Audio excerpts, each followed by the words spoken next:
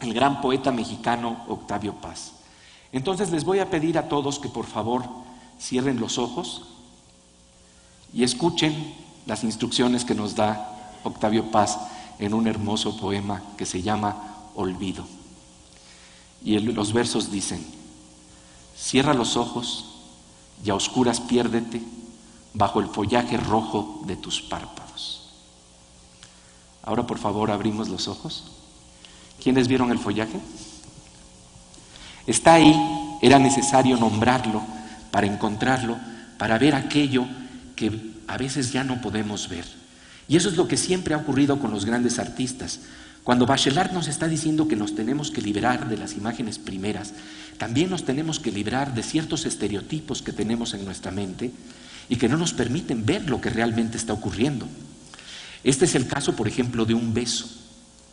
Julio Cortázar, en la novela Rayuela, retrata de una manera maravillosa lo que es un beso.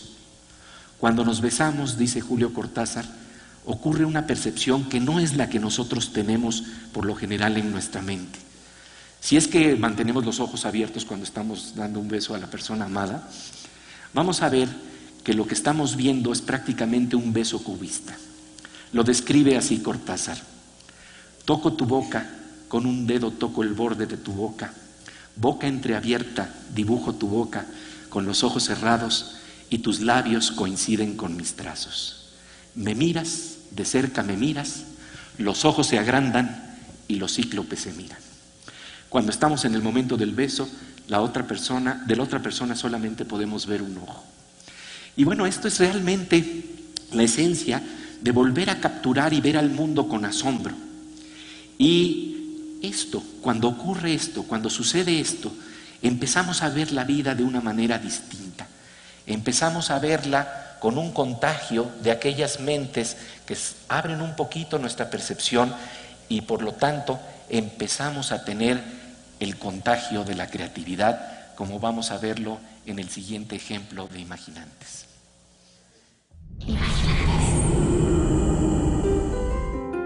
Esta es una pausa para el contagio de la imaginación que nos da el pensamiento y el arte.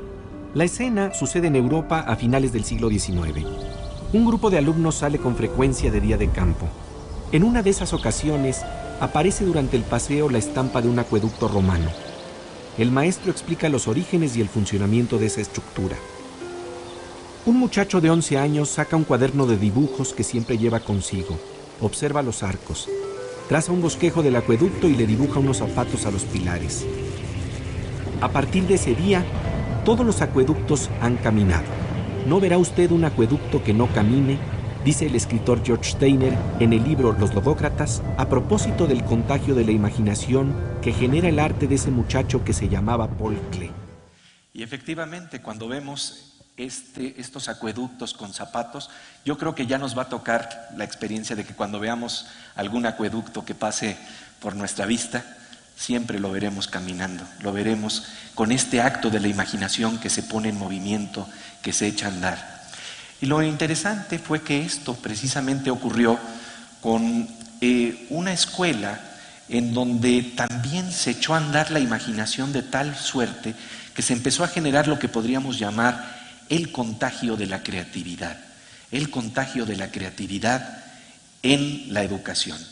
Y quiero contarles esta historia porque a mí me parece apasionante. Todo empezó porque en una ocasión, a partir de que se empezaron a exhibir las cápsulas en la televisión, una maestra de una secundaria pública me escribió una carta que decía: yo también soy imaginante. Y me decía que lo que le había pasado a ella es que al ver las cápsulas le había remitido a esa sensación dichosa que tenemos a los 20 años cuando nos encontramos con los nuevos horizontes que nos abre la lectura.